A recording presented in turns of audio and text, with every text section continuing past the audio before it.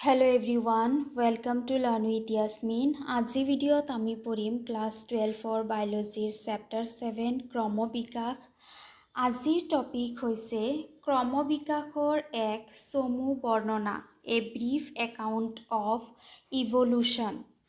ক্ৰমবিকাশ মানে হৈছে কেনেকৈ পৃথিৱীত প্ৰথমটো জীৱ সৃষ্টি হৈছিল, তাৰ পিছত কেনেকৈ তাৰ পিছৰ দ্বিতীয় জীৱটো সৃষ্টি হ'ল, তাৰ পিছৰ জীৱটো সৃষ্টি হ'ল, এনেদৰে ক্ৰম অনুযায়ী কেনেকৈ জীৱসমূহৰ সৃষ্টি হৈছিল সেই বিষয়ে অধ্যয়ন কৰা। ডাৰউইনৰ মতে প্ৰথম জীৱৰ জীৱ আহিছিল, সেই জীৱসমূহ সৰল আছিল আৰু এই সৰল জীৱৰ পৰা লাহে লাহে কি হৈছিল, জটিল জীৱৰ সৃষ্টি হৈছিল। কিন্তু প্ৰথম যিটো পৃথিৱীত জীৱ সৃষ্টি হৈছিল সেই জীৱটোৰ বিষয়ে এতিয়ালৈকে জনা হোৱা নাই, কিন্তু এইটো নিশ্চিত যে সেইটো জীৱ নিশ্চয় এককোষী জীৱ আছিল, ইউনিচেলুলাৰ, যিটো এটা কোষেৰে সৃষ্টি হৈছিল। আৰু এই এককোষী জীৱটো সৃষ্টি হৈছিল প্ৰায় 2000 মিলিয়ন বছৰ আগতে। 2000 মিলিয়ন বছৰ আগতে এই প্ৰথম এককোষী জীৱটোৰ সৃষ্টি হৈছিল। তাৰপিছত সেই এককোষী জীৱটোৰ যে এটা কোষ আছে, এটা কোষ আছিলে, সেই এটাকৈ কোষ লগ লাগি পেলাই প্ৰথমতে কি হৈছিল, বহুকোষী জীৱ, মাল্টিচেলুলাৰ জীৱৰ সৃষ্টি হৈছিল আৰু তাৰপিছত ক্ৰমে অলপ জটিল জীৱৰ সৃষ্টি হয়, কম জটিল জীৱৰ সৃষ্টি হয় আৰু ফাইনেলি অমেৰুদণ্ডী জীৱৰ সৃষ্টি হয় তোমাৰ 500 মিলিয়ন ইয়াৰ্ছ আগতে। অমেৰুদণ্ডী তাৰমানে কি হৈছিল যে 200 মিলিয়ন বছৰ আগতে এইটো ধাৰণা কৰা হয় যে প্ৰথম এককোষী জীৱ এটাৰ সৃষ্টি হৈছিল।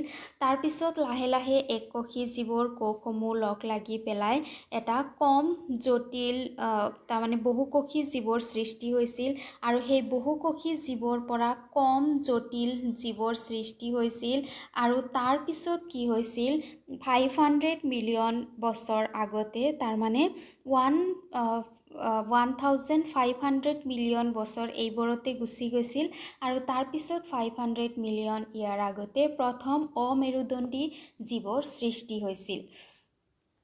প্ৰায় 200 নিযুত বছৰ আগে পৃথিৱীত পোনপ্ৰথমবাৰৰ বাবে কোষীয় জীৱ সৃষ্টি হয়। অকোষীয় স্থল অণুৰ পৰা আৱৰণযুক্ত কোষৰ কেনেকৈ সৃষ্টি হৈছিল সেই পদ্ধতিৰ কথা এতিয়ালৈকে জনা হোৱা নাই। এনে কোষ কিছুমানৰ অক্সিজেন এৰি দিব পৰা ক্ষমতা আছিল। এই প্ৰক্ৰিয়াত হয়তো সালোক সংশ্লেষণৰ আলোক বিক্ৰিয়াৰ ৰঞ্জক পদাৰ্থ আৰু সূৰ্য ৰশ্মিৰ সহায়ত পানীৰ বিচ্ছুৰণ ঘটে। ই ক্ৰমান্বয়ে এককোষী জীৱ আৰু বহুকোষী জীৱৰ সৃষ্টি হৈছিল। ইয়াতে সেইটোৱে কৈছে যে প্ৰথম যিটো জীৱ সৃষ্টি হৈছিল তাৰ বিষয়ে জনা যোৱা নাছিল আৰু সেই যে এককোষী জীৱ যে সৃষ্টি হৈছিল সেইটো জীৱৰ এটা ক্ষমতা আছিল যেই অক্সিজেন এৰি দিব পাৰিছিল। তাৰপিছত তেনেদৰে লাহে লাহে এককোষী জীৱ, বহুকোষী জীৱ, অমেৰুদণ্ডী, মেৰুদণ্ডী এইবোৰ জীৱৰ কেনেদৰে সৃষ্টি হৈছিল, কিমান দিন আগত সৃষ্টি হৈছিল সেই বিষয়ে আমি ইয়াতে পঢ়িম।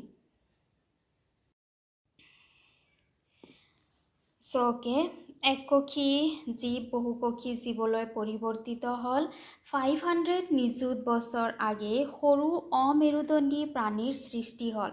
তাৰপিছত কি হ'ল, 500 নিযুত বছৰ আগতে এটা সৰু মেৰুদণ্ডী প্ৰাণীৰ সৃষ্টি হ'ল।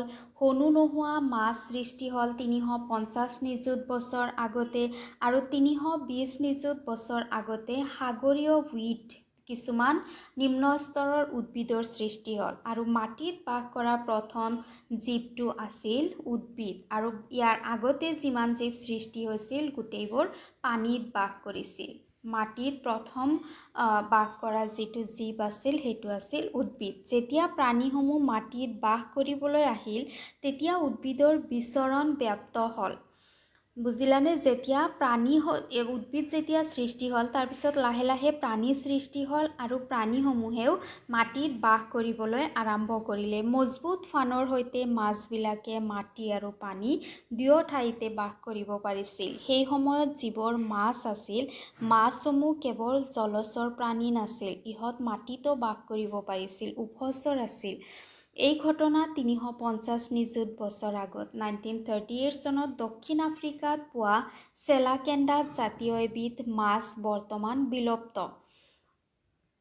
চেলাকন্ডাছ এবিধ এনেকুৱা ধৰণৰ মাছ হয় যি মাটি আৰু পানী উভয়তে বাস কৰিব পাৰিছিল কিন্তু এতিয়া সেইটো নাই এক্সটিংক্ট হৈ গৈছে লুবফিনছ নামৰ জনাজাত প্ৰাণীসমূহৰ মাটি আৰু পানী দুয়ো ঠাইতে বাস কৰিব পৰা উভচৰ প্ৰাণীলৈকে ক্ৰমবিকাশ হৈছিল এনেকুৱা কিছুমান প্ৰাণী আছিল যিবোৰ পানীত বাস কৰিছিল সেইবোৰে লাহে লাহে নিজৰ মাজত পৰিৱৰ্তন আনি ক্ৰমবিকাশ ঘটাই ইহঁত উভচৰ প্ৰাণীৰূপে নিজকে বনাই লৈছিল যাৰ কাৰণে ইহঁতে মাটি আৰু পানী উভয়তে বাস কৰিব পাৰিছিল এনে প্ৰাণীৰ কোনো প্ৰতিৰূপ আমাৰ হাতত নাই এনেকুৱা প্ৰাণীৰ আমি একচুৱেলি যেতিয়া বিলুপ্ত হোৱা প্ৰাণীৰ বিষয়ে অধ্যয়ন কৰোঁ তেতিয়া আমি ফসিলসমূহ অধ্যয়ন কৰোঁ ৰাইট যিবোৰ জীৱাশ্ম আছে কিন্তু এনেকুৱা কিছুমান 350-500 মিলিয়ন ইয়াৰ্ছ আগতে যিবোৰ প্ৰাণী আছিলে সেইবোৰ প্ৰাণীৰ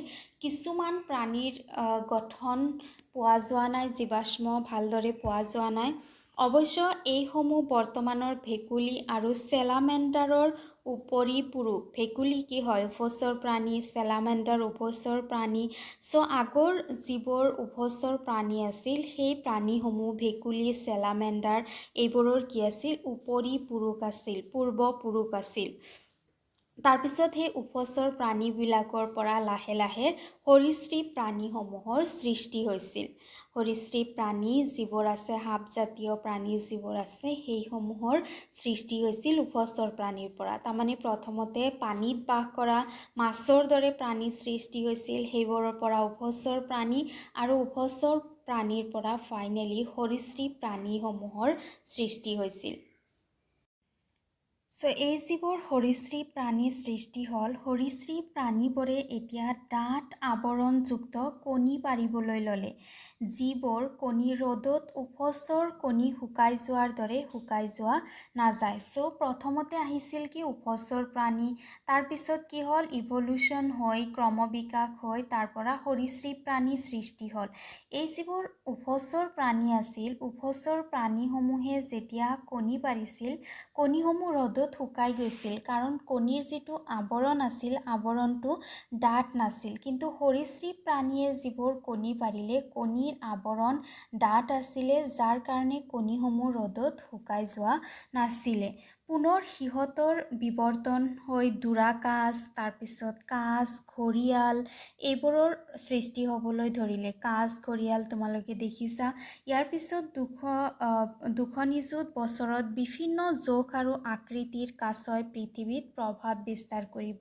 ধৰিছিল তাৰমানে 200 নিযুত বছৰ আগতে পৃথিৱীত ৰুল কৰা প্ৰাণীৰ পৃথিৱীত ৰাজত্ব কৰা যিটো প্ৰাণী আছিল সেইটো হৈছিল কাছ বৃহৎ ঢেকীয়া জাতীয় উদ্ভিদ দেখিবলৈ পোৱা গৈছিল আৰু কয়লা স্তূপত বাগৰি ঘনীভূত হ'ল মাটিত বসবাস কৰা কিছুমান সৰীসৃপ বৰ্তমান পানীত বসবাস কৰা মাছলৈ প্ৰায় 200 মিলিয়ন বছৰ আগতে ৰূপান্তৰিত হ'ল তাৰপিছত প্ৰথমতে পানীৰ মাছৰ পৰা প্ৰাণীসমূহ সৃষ্টি হৈছিল উভচৰ আৰু সৰীসৃপ তাৰপিছত আকৌ সৰীসৃপ প্ৰাণীসমূহ পানীত বাস কৰা মাছজাতীয় প্ৰাণীলৈকে 200 মিলিয়ন বছৰ আগতে ৰূপান্তৰিত হ'ল আৰু ইয়াৰ উদাহৰণ হৈছে ইকথাইচাউৰ যিটো তোমাৰ কি হৈছিল সৰীসৃপৰ পৰা মাছলৈ ৰূপান্তৰিত হৈছিল এইবিধ প্ৰাণীয়ে মাটিত বাস কৰা সৰীসৃপবিলাক আছিল ডাইনেছৰ তোমালোকে ডাইনেছৰৰ বিষয়ে শুনা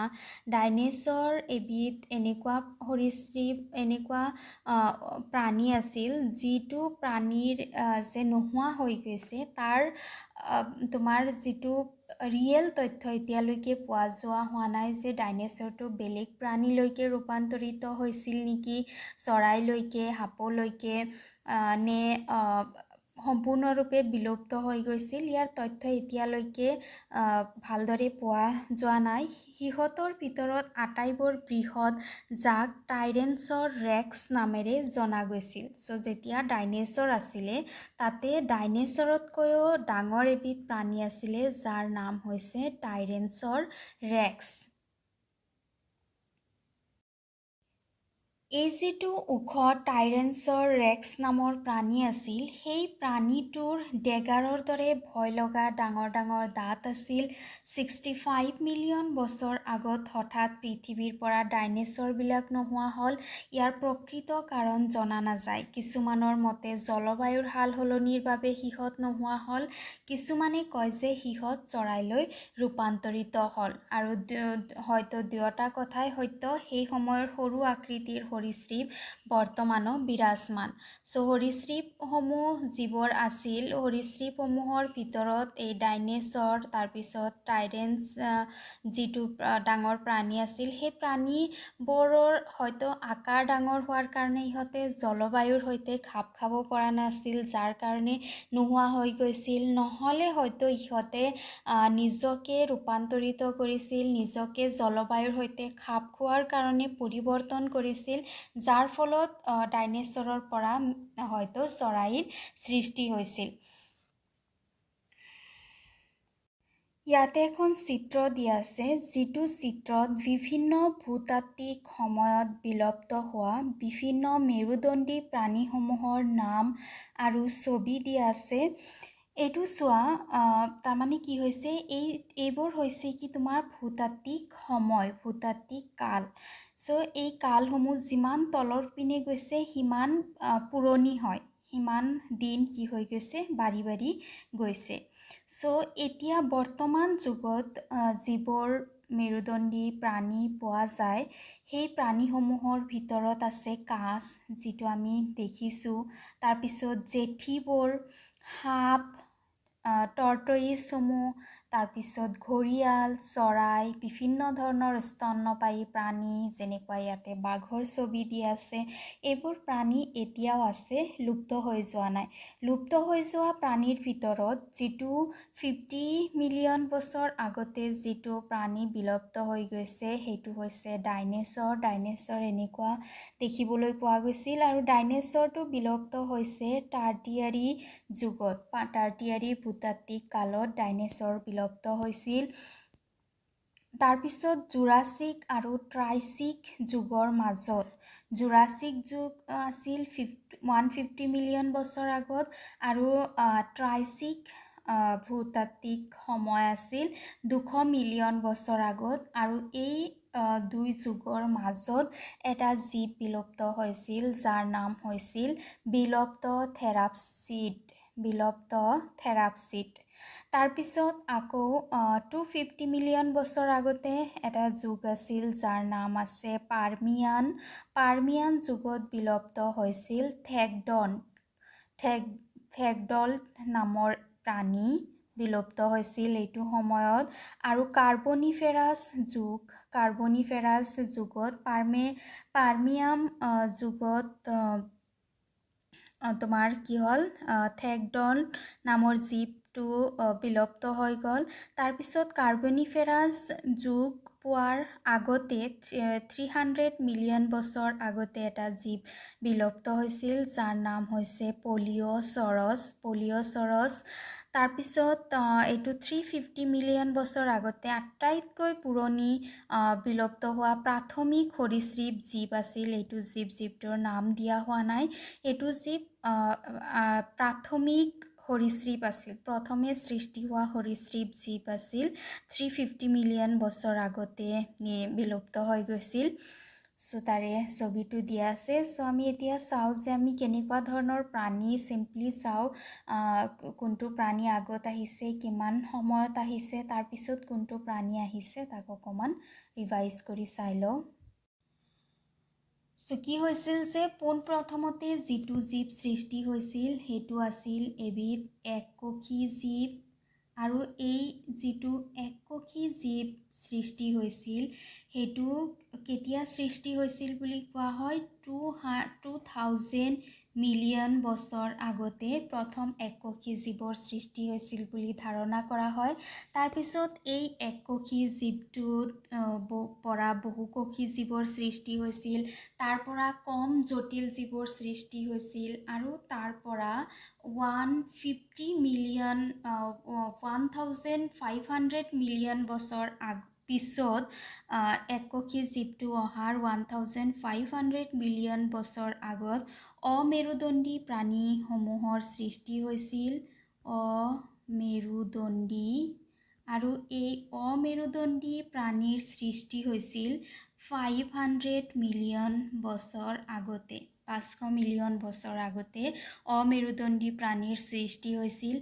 তাৰ তোমাৰ 150 মিলিয়ন বছৰ পিছত হনু নথকা হনুহীন মাছ সৃষ্টি হৈছিল। যিবোৰ মাছৰ হনু নাছিল, নাছিল, নথকা মাছ সৃষ্টি হৈছিল আৰু এই মাছবিধ সৃষ্টি হৈছিল 350 মিলিয়ন বছৰ আগতে। এই যে হনু নথকা মাছ যে আছিল, এই মাছসমূহৰ কেৱল যে হনুৱে নাছিল এনেকুৱা নহয়, এই মাছসমূহৰ তোমাৰ ফিন নাছিল, তাৰপিছত লোক'মটৰী অৰ্গেন নাছিল, চলাচল কৰিব পৰা অংগ নাছিল, মাছসমূহে এঠাইৰ পৰা আন ঠাইলৈ যাব নোৱাৰিছিল। তাৰপিছত কি হ'ল, লাহে লাহে মাছসমূহে ফিন গজিবলৈ ধৰিলে, মাছত ফিন ডেভেলপ হ'ব ধৰিলে, মাছসমূহত চলাচল কৰিব পৰা অংগ সৃষ্টি হ'বলৈ ধৰিলে। যেতিয়া মাছসমূহ বিকাশ হৈ আছিলে, মাছৰ বিকাশ হৈ থকা সময়তে পৃথিৱীত উদ্ভিদৰ সৃষ্টি হৈছিলে আৰু প্ৰথমতে যি উদ্ভিদ সৃষ্টি হৈছিলে সেই উদ্ভিদসমূহ আছিলে কি তোমাৰ একেবাৰে সৰল উদ্ভিদ আৰু সেই সৰল উদ্ভিদসমূহ সৃষ্টি হৈছিলে 320 মিলিয়ন ইয়াৰ আগতে। সেই উদ্ভিদসমূহৰ পৰা তাৰপিছত লাহে লাহে বৃক্ষ গছ, ওখ ডাঙৰ ডাঙৰ গছৰ সৃষ্টি হ'ব ধৰিলে। যেতিয়া উদ্ভিদসমূহৰ বিকাশ কাল চলি আছিলে, সেইটো সময়ত পৃথিৱীত আকৌ কি হৈছিল, জীৱ জন্তুসমূহৰ আবিৰ্ভাৱ হৈছিল। জীৱ জন্তুসমূহৰ আবিৰ্ভাৱ কেনেকৈ হৈছিল, এই যিটো মাছ আছিল, যিটো মাছটোৱে ফিনসমূহৰ সৃষ্টি হ'ব ধৰিছিলে, চলাচল কৰিব পৰা অংগৰ সৃষ্টি হ'ব ধৰিছিলে, সেই মাছৰ পৰা কি হৈছিল, জীৱ সৃষ্টি হৈছিল। প্ৰথম উভচৰ জীৱৰ সৃষ্টি হৈছিল প্ৰথমতে, উভচৰ জীৱ, আৰু এই উভচৰ জীৱটো কি কৰিব পাৰিছিলে, পানী আৰু মাটি উভয়তে বাস কৰিব পাৰিছিলে। উভচৰ পানী আৰু মাটি উভয়তে বাস কৰিছিলে। তাৰপিছত কি হ'ল, সেই উভচৰ প্ৰাণীৰ পৰা লাহে লাহে ক্ৰমবিকাশ হৈ হৈ কিহৰ সৃষ্টি হৈছিলে, সৰীসৃপ প্ৰাণীৰ সৃষ্টি হৈছিলে।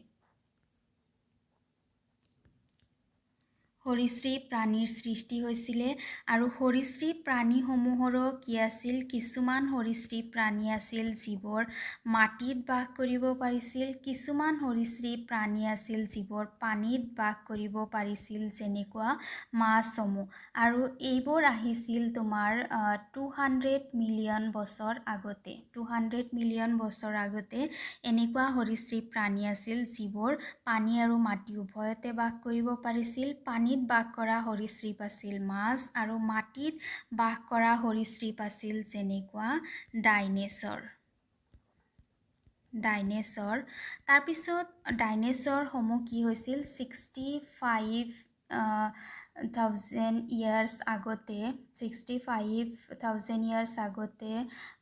কি হৈছিল, 65 ইয়াৰ্ছ আগতে এই যিবোৰ ডাইনেছৰ আছিলে, ডাইনেছৰসমূহ লুপ্ত হৈ গৈছিলে। এতিয়া ডাইনেছৰসমূহ লুপ্ত হৈ যোৱা একজেক্ট তথ্য নাই। কিছুমানৰ মতে ডাইনেছৰসমূহ জলবায়ুৰ পৰিৱৰ্তনৰ কাৰণে লুপ্ত হৈ গৈছিলে। কিছুমানৰ মতে এই যিবোৰ ডাইনেছৰ আছিলে, ডাইনেছৰসমূহ ৰূপান্তৰিত হৈ তাৰ পৰা কি সৃষ্টি হৈছিলে, চৰাইসমূহৰ সৃষ্টি হৈছিলে। আৰু সেই চৰাইবোৰৰ পৰা এতিয়া কি হৈছে, আমি দেখিবলৈ পাওঁ যে বিভিন্ন জাতি প্ৰজাতিৰ চৰাইৰ সৃষ্টি হৈছিল। তাৰপিছত চৰাইৰ পৰা আকৌ কি হৈছিল, স্তন্যপায়ী প্ৰাণীৰ সৃষ্টি হৈছিল।